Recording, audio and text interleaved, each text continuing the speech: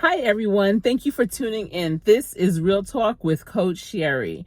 And before I begin, I really want to take a moment to thank all of my new subscribers to this channel. I really, really appreciate you, and I hope that you definitely find value in the things that I share. I do talk about workforce development, career readiness, and also things that I experience in a day of my life. I do a lot of interesting things, and I try to remember to capture them to share with you all.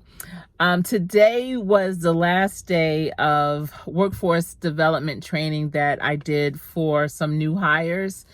And it was 5 men, and they were from just about all 5 generations.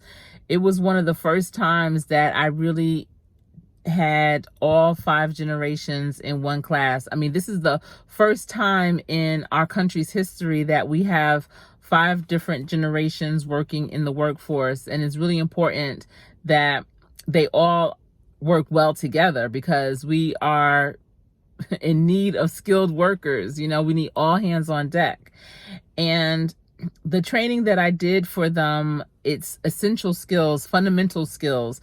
It's skills that help them become more self-aware. And it's 32 hours worth of training, so it goes over the course of 4 days, and it's very interactive, lots of role playing, a lot of aha moments, a lot of uncovering different things and that has gone on in their life. They were very transparent.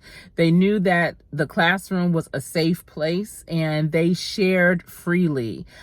I'm telling you, I've probably trained, probably 400 people over the course of 3.5 years with this program that I use for soft skills training. And I've trained people from entry level to executive level, from 18 to 65 years old. And this class of 5, to me, was the most powerful. I don't typically tell the classes, I never say like, oh, you are my favorite or anything like that, because I really enjoy all of the students and all the classes that I teach. But I always learn something each time. I learn something about myself. I learn something about others.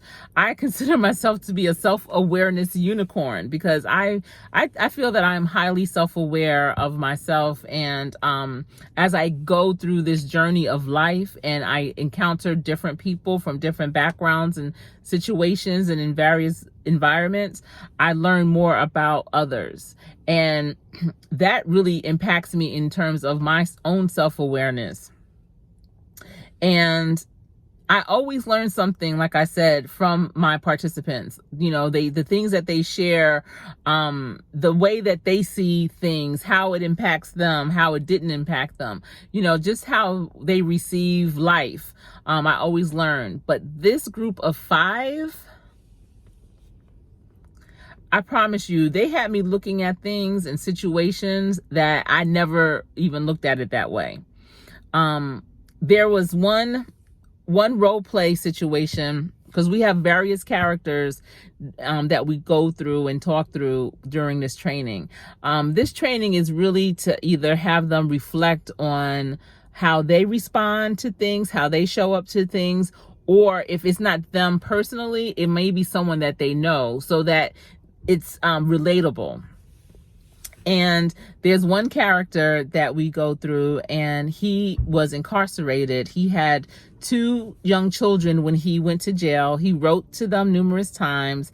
The mother of his children remarried, and he got out, and his goal was to develop and form a relationship with his sons, as well as become gainfully employed. Of course, he had to change his lifestyle. He had to separate himself from his previous friends. And we talked about that, who's in your front row, who's in the theater for your life. But this one scenario, was when he was reuniting with his sons, and they were meeting at a park. He had purchased some toys for them. He was so excited to get to see them. He had a lot of things going on in his head, about what the greeting and meeting was going to be like, when he saw a truck pull up and the mother of his children and her husband and his sons came out. It all went left. He was like, why did she bring him? And from there, it just went downhill. It was when the guy came and she introduced her husband to him, and the husband reached out to shake his hand. He didn't shake the husband's hand. When he went to try right after not shaking the husband's hand to hug his sons, they went behind the husband's leg and, was scared. And, it was a lot that went on. It didn't go the way that the character really wanted it to go, because of course he wanted to have a really happy meeting with his sons. But he did give the wife, the son's mother, the toys for the sons. He didn't give it to them himself. And he said he had to go on a job interview. And so one of the questions was, how do you think that meeting went? And one of the participants was like, it went well. It went really well, And I was like, what? Because I've never heard anyone say that meeting went well. And he said, yeah, because it could have been worse. He could have reacted in a way of his past and maybe even ends back up in jail. And so it was a huge conversation around that topic, and it really enlightened me. But then at the same time, I enlightened them, because the goal of the character was to gain a better relationship with his sons, as well as become gainfully employed.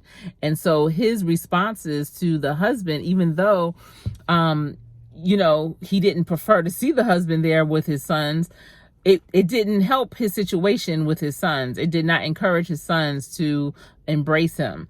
And then because of all of that and his feelings, he had an interview. And I said, how do you think he did on the interview? And they were like, oh, not good at all. Yeah, and that was another goal that he had. So it goes back to the whole cycle, which is also part of the training, which is talking about the cognitive cycle and how we all have these beliefs, but our beliefs don't always support our goals. And we have to understand that our beliefs aren't always right. It's our beliefs that we have because of our previous experiences, because of the way we were raised, because of what we can do, our skills. They don't always transfer to the situation at hand. And so you really have to take a moment, especially when you're in a stressful situation, and pause and weigh out different options of how to handle a situation before you react, because your reaction may not be in favor of a good outcome. And, the outcome is basically your goal. So you always have to keep your goal in mind, so that the way that you show up, the way that you respond will benefit you and not harm you. It's always room to rebrand, so it's never too late. However, why make it an uphill battle? Why not be more conscious, more self-aware, and try and respond and react the way that is going to really serve you best? So, have you ever been in a situation like that? Or what do you think? Do you think that that character, his response by not shaking the husband's hand was okay? This is a really good discussion. It's something to really think about, because, I said kids see everything. So many grown-ups don't think so. They'll say, oh, they just a kid. They don't know. No, kids know, and they remember. They have very good memories. So, be mindful how you treat others as well around your young ones. But it was just a really, really deep topic. And all the discussions were like that. It was so much that came out from this class. And I told them, I said, listen, I never say this, But you guys have been my favorite class, my favorite students. They're all so different, and I just wish them all well. I know that they're going to be leaders in whatever positions they end up in. I mean, they are hired in a position now, but they are going to grow, because it's not just a job, it's a career that they are in. And I'm just looking forward to following their journey, and I know I'll see them, and I'm going to always check up on them. And I said, if you have no one else in your corner, know that I am in your corner.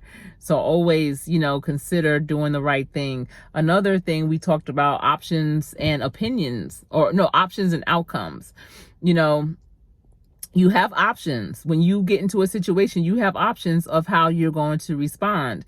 And I said, you have to be mindful of the people that your actions are going to affect. For instance, if you do something that's illegal that puts you behind bars, is that going to affect your family? Is it going to, hinder them financially, where they have to maybe borrow money, take a second mortgage on their home, do something to, worry about you, all those things.